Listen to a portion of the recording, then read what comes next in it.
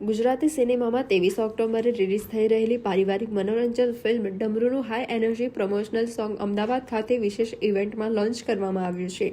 આ ગીતને પાર્થ ભરત ઠક્કરે કમ્પોઝ કર્યું છે અને ભૂમિ ત્રિવેદી તથા જયસિંહ ગઢવીએ પોતાનો અવાજ આપ્યો છે. ગુંજોત્સવ પ્રોડક્શન્સ અને વ્રજ ફિલ્મ્સના બેનર હેઠળ નિર્મિત તેમજ હાર્દિક જે પરીખ દ્વારા નિર્દેશિત આ ફિલ્મ કોમેડી, સસ્પેન્સ અને સામાજિક સંદેશનું સુંદર મિશ્રણ છે. સંજય ગોરડિયા, મૌલિક ચૌહાણ, હેમાંગ દવે જેવા કલાકારો ધરાવતી આ ફિલ્મના પ્રમોશનની શરૂઆત ટીમે સ્થાનિક મંદિરે દર્શન કરીને કરી હતી.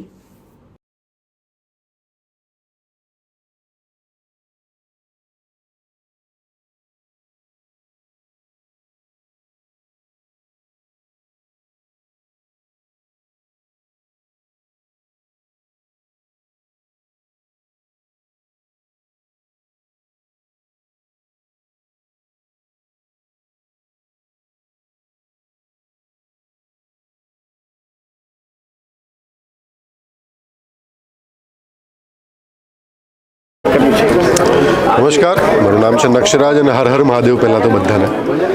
અને આ ફિલ્મની અંદર મારું જે રોલ છે એ પાત્રનું નામ છે રાજ. મારું નામ નક્ષરાજ છે, તો ડિરેક્ટરને એવું લાગ્યું કે ભાઈ આપણે રાજ લઈ લઈએ, તો એમણે રાજ લઈ લીધું છે.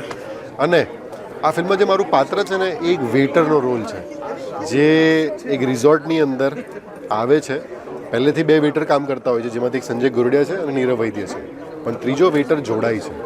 તો એ કેમ જોડાય છે? એક મિશનથી આવ્યો છે. એ મિશન માટે તમારે ફિલ્મ જોવી પડશે.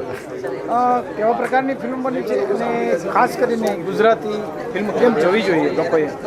ગુજરાતી ઓડિયન્સની જે ફેવરિટ રસ છે ને, એમનો ફેવરિટ રસ હાસ્ય રસ, એ આમાં પીરસવામાં આવ્યો છે. અને ફૂલ ઓન ડ્રામા અને ઇમોશન સાથે. બટ થ્રુ આઉટ તમે ફિલ્મમાં બોર નહીં થશો એની ગેરંટી છે, કારણ કે મેં ફિલ્મ જોઈ છે.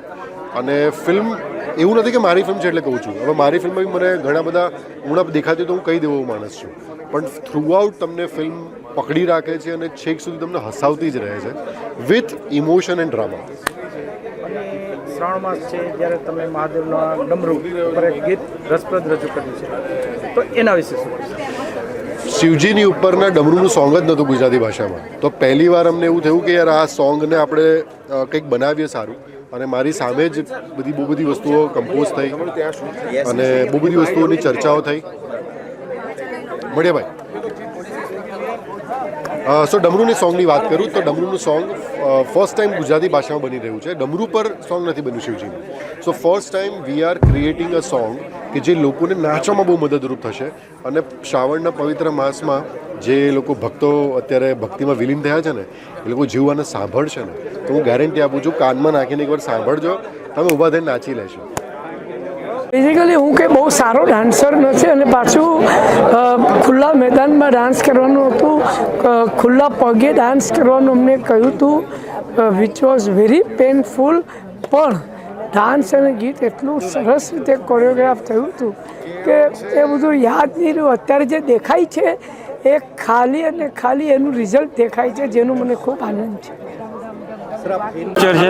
અને દે ધનાધન ભાગમ ભાગ એવી એકદમ ફૂલ કોમેડી, એટલે પબ્લિકને એટલી બધી મજા પડશે, કારણ કે બધા જ જે એક્ટર છે બધા જ કોમેડી એક્ટર, એટલે તમને ગુજરાતી પિક્ચરમાં કોમેડી જોવા માટે જ પબ્લિક થિયેટર સુધી આવતી હોય છે, માઇન્ડ ફ્રેશ કરવા માટે.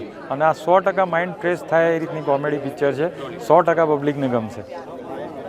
આ પારિવારિક ફિલ્મ કહી શકાય? કેવા પ્રકારના? 100% પારિવારિક ફિલ્મ કહી શકાય. 5 વર્ષના બાળકથી લઈ અને 85 વર્ષના કાકા આરામથી જોઈ શકે એ રીતની પિક્ચર છે. શુદ્ધ ગુજરાતી જેને કહેવાય ને, એ જ રીતની લેંગ્વેજનો ઉપયોગ કર્યો છે, એટલે પબ્લિકને 100% ગમશે.